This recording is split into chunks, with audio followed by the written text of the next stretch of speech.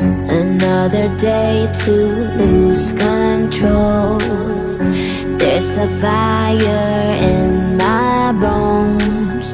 My sight gets blurry, pushing back the tears. Should take a leap of faith and face my fear. I blame it on the voices that are in my head, wondering if they'll ever be put to bed. Feels like I am close to reaching my wit's end, holding out but I'm about to blow it up like a volcano.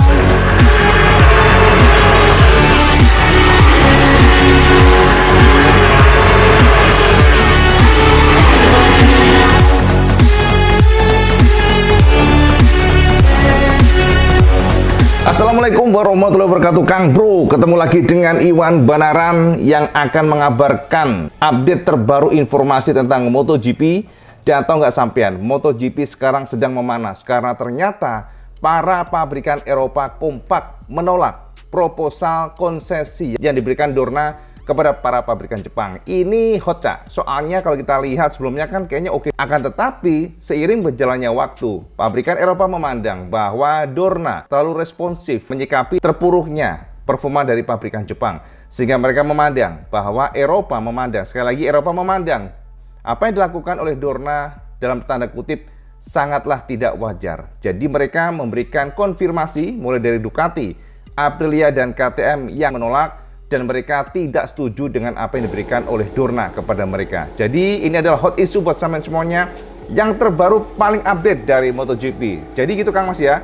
Nah, ini adalah sebuah klimaks di mana kita melihat saat ini Dorna seperti kebingungan. Dorna itu puyeng Kang Mas. Dorna sepertinya mumet bagaimana meracik konsep MotoGP karena sekarang ini rating MotoGP semakin terpuruk. Dan kita harus akui, rating MotoGP terbesar penyumbang adalah penonton dari Asia. Dan kita lihat bahwa performa Jepang, Honda, Yamaha sekarang ini sangat kesulitan sehingga Dorna meracik sebuah konsep yang akan membantu pabrikan Jepang mendapatkan konsesi, di mana jika konsesi ini goal disetujui oleh semua tim maka regulasi akan dirubah. Karena sebelumnya kan harus tidak ada podium sama sekali, tidak ada kemenangan, akan tetapi Honda dan Yamaha dipandang pabrikan yang tidak perlu diistimewakan. Itu adalah tekanan atau penegasan dari bos KTM yang WB sudah siapkan kesampaian seperti apa penuturannya, termasuk juga rumor atau isu yang sangat-sangat kencang bahwa ternyata Marc Marquez dan KTM sudah bersinergi. Mereka sepertinya saling memuji dan tentu saja kita akan bahas mengenai ini, termasuk usaha dari KTM yang sepertinya mereka protes dengan kondisi sekarang di mana Ducati mendapatkan keistimewaan dari Dorna. IWB akan beberkan kesampaian apa yang dikatakan oleh para pabrikan Eropa tentang proposal yang diberikan oleh Dorna. Mereka seperti tidak terima jika proposal ini digolkan. Nah, untuk melengkapi semuanya, inilah yang dikatakan para pabrikan masing-masing. Pertama dari bos Ducati, Paolo Ciabatti, yang menggarisbawahi proposal tentang konsesi para pabrikan Jepang. Peraturan konsesi saat ini dirancang pada waktu yang berbeda dalam situasi yang berbeda. Kami akan melihat proposal baru dengan cermat. Kalian harus memikirkan dengan hati-hati tim seperti apa yang harus menerima konsesi. Karena konsesi ini harus baik, bukan hanya untuk hari ini, tapi juga masa depan. Kita harus berbicara tentang solusi yang masuk akal, misalnya hari tes tambahan. Ini adalah solusi yang juga dapat diterapkan untuk Ducati suatu saat nanti, ataupun KTM serta Aprilia saat dibutuhkan nanti. Ini harus dibicarakan secara detail, jadi tidak boleh seolah-olah hanya untuk pabrikan tertentu, pada case tertentu, case khusus yang terjadi. Kami tidak akan menolak jika proposal tersebut memang proporsional. Namun, terlepas dari apakah akan diizinkan melakukan tes lebih banyak untuk pengembangan mesin, kami harus menemukan algoritma yang tepat dalam menerapkan proposal ini. Karena memang sangat menyakitkan melihat pembalap Jepang terkena dampak dari performa. Itu kata Paolo Ciabatti, Cak. Ya, jadi memberikan penegasan bahwa proposal diberikan Dorna, algoritmanya masih belum klop dengan apa yang diinginkan oleh Ducati. Jadi proposal tentang konsesi pabrikan Jepang yang saat ini arahnya ke sana ingin menolong Yamaha dan Honda supaya mereka bisa mengembangkan mesin lebih cepat, memberikan keleluasaan pada mereka untuk ngetes mesinnya, mesin yang baru, dan diberikan keleluasaan juga tentang berapa jumlah mesin yang akan digunakan oleh mereka. Karena sekarang tim non konsesi ya dapat jatah 7 engine dalam satu musim, maka jika konsesi goal maka mereka akan diizinkan menggunakan menggunakan 9 engine dalam satu musim. Ini akan menolong tentunya karena setiap seri bisa saja mereka akan lebih banyak menggunakan mesin yang baru. Ya, itu konfirmasi dari Ducati dan ternyata yang paling pedas adalah dari bos KTM, Cak. Jadi, bos KTM yang diwakili oleh Pete Bearer, jadi Direktur Motorsport Peer Mobility AG KTM Gas-Gas dan Husky, memberikan respon yang sangat keras tentang proposal yang diberikan oleh Dorna di MotoGP. Berikut kata Pete yang WP terjemahkan dari MotoGP. Ini tentang aspek-aspek yang telah dijelaskan. Pada prinsipnya, konsesi tetap harus ada sistem poin persentase, jadi tidak serta-merta seperti ini. Ini adalah sistem yang relatif rumit. Kami harus mencapai persentase poin tertentu. Jika kalian tidak mencapai persentase ini, konsesi jelas nggak bisa diberikan. Konsesi seharusnya diberikan kepada mereka, para pendatang baru di MotoGP yang masih berjuang. Namun Dorna telah mengusulkan untuk mengembalikan sistem konsesi tersebut ke Yamaha dan Honda hampir dalam semalam.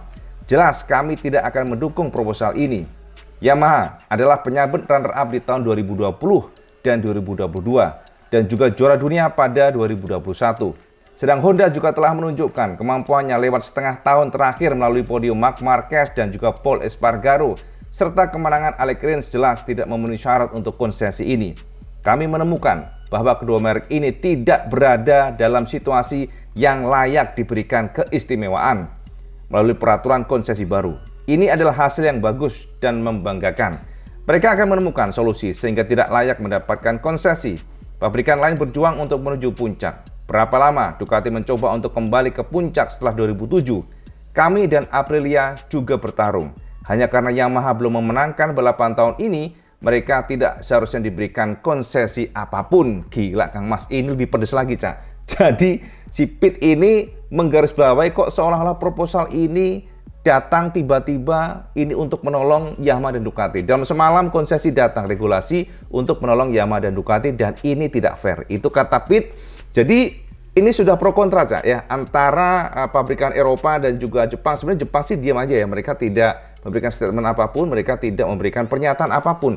Akan tetapi yang bergerak adalah Dorna. IWB tahu karena Dorna penyelenggara, Cak. Dorna ini kehilangan rating, Cak. Jadi kalau sampai tahu ya, MotoGP sekarang ini sudah anjlok ratingnya. Mereka sangat ngerasa banget. Tapi kalau dari kacamata pribadi, bukan hanya Yamaha Honda sih sebenarnya. Problemnya adalah itu tadi, kebanyakan aero dan ini membuat aksi salib semakin minim. PP sudah share kesampaian pada saat interview dengan Alex Marquez. Sekarang ini untuk menyalip dengan semua aero yang ada sangat sulit. Itu konfirmasi dari Alex sendiri. Nah, sekarang kita coba untuk intip bagaimana respon dari Aprilia. Nah, ini yang penting, Cak. Diwakili oleh CEO Aprilia Racing, Massimo Rivola. Ternyata dia juga mengkritisi konsensi proposal, Cak, yang diberikan oleh Dorna kepada mereka. Berikut kata Massimo. Agak aneh memang mereka membantu raksasa Jepang. Tapi pada saat yang sama, ini adalah pengakuan atas kerja bagus yang telah kami lakukan. Kami terbuka untuk berdiskusi selama pabrikan semua kompak. Kami terbuka untuk duduk bersama. Tapi kami harus melihat semua aspek, bukan hanya sudut pandang tim yang bermasalah. Pada akhirnya kami harus menemukan kompromi yang dapat diterima, yang menguntungkan seluruh tim. Pabrikan sekarang tidak hanya boleh berpikir tentang diri mereka sendiri. Kami ingin pertunjukan yang mendebarkan, balapan yang mengasihkan. Kami harus menemukan kriteria yang seimbang. Itu kata Massimo Rivola. Nah, PES IWB nggak akan banyak cakap, Cak. Sekarang sampai sudah bisa nangkep lah ya, yang dikatakan oleh para pabrikan Eropa yang sangat tidak setuju proposal dilakukan atau diracik hanya untuk menolong pabrikan Jepang. Ya seharusnya menguntungkan semuanya dong, bukan hanya untuk pabrikan Jepang, Eropa juga dong, itu kasarannya. Nah, dari kacamata kita memang ya kita harus akui lah ya, Dorna ini seperti kebingungan. Dorna memang seperti menolong pabrikan Jepang yang notabene hanya musim ini sebenarnya mereka sangat suffering, dan hingga detik ini Yamaha, Honda diam saja, Cak. Mereka nggak memberikan pernyataan apapun, mereka silent. Jadi kita lihat saja perkembangan seperti apa. Itu yang pertama, Cak, tentang memanasnya MotoGP, di mana ternyata konsep yang diracik oleh Dorna ditolak oleh pabrikan Eropa. Kita lihat seperti apa perjuangan dari Dorna tentang konsesi ini. Nah, yang kedua, Kang Mas, ternyata, Cak, nah ini yang sangat menarik. Kang Mas, sampai harus tahu bahwa Lin Jarvis memberikan bocoran. Mereka, Yamaha, mencium adanya pergerakan yang mencurigakan dari Fabio Quartararo. Jadi sama tahu kan, Fabio sudah mengultimatum Yamaha Mereka diberikan kesempatan di Misano ini untuk tes motor mereka, senjata mereka tahun depan. Dan jika ternyata secara feeling kurang bagus dan juga tahun depan buruk mungkin, maka Fabio sudah memberikan pernyataan tidak ada kesempatan kedua buat Yamaha. No second chance, itu konfirmasi Fabio yang kemarin. Dan ternyata Lin mencium. Ya, jadi pernyataan dari Fabio ini memang berdasarkan dari investigasi pula. Yamaha sudah tahu bahwa ternyata ada deal-dealan antara Fabio dan juga Honda. Ini menarik ya, deal-dealan antara Fabio dan juga Honda. Kita nggak tahu itu, tapi ternyata Lin Jarvis pun menggarisbawahi dan mereka gelisah. Yamaha gelisah, Cak, dengan kondisi sekarang di mana mereka mendapatkan ultimatum dari Fabio. Dan ini secara gamblang pula bahwa Lin Jarvis menggarisbawahi dengan segala yang terjadi saat ini, potensi Yamaha untuk mempertimbangkan mesin V4 mencuat kembali, dan ini sepertinya tekanan dari Fabio. Berikut kata Lin Jarvis yang diterjemahkan dari MotoGP. Kami sadar karena salah satu ancaman kini juga datang dari Honda, karena Honda akan menginginkan pembalap top, dan Fabio salah satunya. Untuk mempertahankannya, kami harus memiliki motor yang kompetitif. Kami benar-benar harus menunjukkan dengan fakta bahwa kami sepenuhnya fokus. Pasar pembalap tahun depan akan menunjukkan beberapa pergerakan yang menarik. Apakah Marc Marquez akan bertahan atau pensiun, melanjutkan dengan Honda atau pabrikan lain? Kita harus mengubah sistem pengembangan kita. Kami terbuka, mungkin kami akan memiliki mesin V4 di masa depan. Soal ini masih ada potensi dalam paket kami, jadi kami terbuka. Selama untuk membuat tim maju, tahun ini kami kehilangan daya saing. Tapi 2 tahun lalu kami memenangkan juara dunia bersama Fabio dan kami memimpin titel hingga pertengahan 2022. Kenyataannya kini pabrikan Eropa telah menyalip pabrikan Jepang. Ini adalah situasi yang bisa terjadi di motorsport, di Formula One juga. Apakah ini masih akan terjadi di tahun depan? Kita tidak tahu. Kami rasa kita tidak terlalu jauh. Kami hanya kalah karena tidak mampu start di depan. Saat race kami cukup dekat. Itu konfirmasi Lin Jarvis yang memberikan kepastian bahwa ternyata Yamaha nggak mencoret loh tentang V4. Walaupun kemarin kita sudah bahas konfirmasi dari Yamaha, mereka tetap akan kekeh menggunakan mesin inline 4 yang seperti sekarang cross-plan, dan sampai dengan tahun 2026 akan, tetapi ternyata sounding ulang dari V4-nya ya, dari Lin Jarvis yang memberikan penekanan, kita juga nggak tutup mata. Kalau memang secara teknis nanti mereka nggak bisa nguber, tetap maksimal inline 4-nya, maka mereka bisa saja menggunakan atau mengembangkan mesin terbaru dengan V4. Dan informasi buat sampean seluruh tim semuanya, Suzuki yang sudah hengkang ya, Yamaha adalah satu-satunya pabrikan yang menggunakan mesin inline 4. Teman-teman yang mungkin nggak tahu inline 4 itu apa, jadi inline 4 itu ya jejer piston, Cak, jejer semuanya ya, sejajar semuanya kayak motor-motor massal seperti ZX-10R, kemudian juga seperti CBR 1000, Yamaha R1, itu semuanya inline 4. Dan di MotoGP hanya M1 saja menggunakan inline 4. Semuanya menggunakan V4. Honda, Aprilia, KTM, Ducati menggunakan V4. Jadi V4 ini pistonnya ada 2 yang depan, Cak. Jadi begini V ya. Jadi ini 2 piston, yang belakang 2 piston. Jadi kayak gitu. Dan kelebihan dari piston depan 2, belakang 2 ini adalah ledakan tenaganya yang lebih luas. Artinya lebih powerful, lebih gampang mengalir tenaga. Tapi di masa lalu, mesin V4 ini sangat sulit dikendalikan. Akan tetapi dengan kemajuan elektronik yang semakin jos gandos, maka inline 4 pun sekarang sudah terkontrol dan lebih powerful dibandingkan dengan inline 4. Dan inilah yang dikritisi oleh Fabio, karena menurut informasi Fabio, ketika mereka menggunakan aero yang besar, maka mesin inline 4 Yamaha kedodoran, top speednya turun drastis. Itu update tentang potensi Yamaha menggunakan V4. Ketiga, Cak, ternyata ini ada saling puji nih antara KTM dan juga Marc Marquez. Setelah saling pujian tersebut dilemparkan, Cak, ternyata media langsung menggodok Kang Mas. Dan ternyata Marc Marquez secara bijak menjawab bahwa kondisinya saat ini seperti ini, Cak. Berikut kata Marquez. Aku melihat banyak rumor. Menurutku ini normal ketika sebuah proyek atau seorang pembalap berada dalam situasi yang sulit. Kemudian muncul rumor, itu normal. Tapi kalian harus tahu, aku akan terus berkompetisi di MotoGP. Terus berjuang seperti yang aku lakukan di masa lalu. Aku bekerja untuk menemukan yang terbaik untuk masa depan. Selama karirku, aku setia kepada Honda dan Honda setia kepadaku. Kami memiliki hubungan khusus sejak 2013. Mereka memberiku kesempatan untuk terjun ke MotoGP. Sejak saat itu, aku hanya memikirkan Honda. Honda dan Honda. Karena kami banyak menang dan menjalani tahun-tahun yang sangat baik. Sedang sekarang, aku mencoba bekerja sebagai pembalap untuk memberikan semua informasi kepada teknisi kami. Karena kami berada dalam situasi yang sangat sulit. Tidak hanya itu, namun Honda juga sulit. Mereka perlu mengubah proyek untuk terus menang. Tidak hanya buatku, tapi juga pembalap lain. Sebagai pembalap, aku memiliki komitmen penuh untuk mencoba meningkatkan proyek ini di tahun 2023. Sayang, tahun yang dimulai tanpa cedera telah rusak oleh kecelakaan dan patah tulang. Ini merupakan bagian pertama musim yang sangat sulit. Kami melakukan pendekatan dengan cara yang tidak benar. Kami terlalu banyak menyerang. Aku mencoba menemukan hasil yang belum siap kami terima. Di paruh kedua musim, aku ingin menemukan stabilitas tanpa cedera, karena ada terlalu banyak cedera hanya dalam 4 bulan ini. Kini saatnya untuk tenang dan membangun kembali rasa percaya diri dan menemukan basis. Secara mental sulit karena aku mulai kehilangan rasa pede pada motor, kehilangan kecepatan di beberapa sirkuit. Targetnya sekarang adalah berbeda karena harapan kita sekarang cukup rendah. Itu konfirmasi Marquez. Jadi Marquez dari kata-katanya memang agak ambigu ya, antara dia memang benar-benar ingin meninggalkan Honda atau dia masih tetap di Honda. Jadi semuanya masih misterius.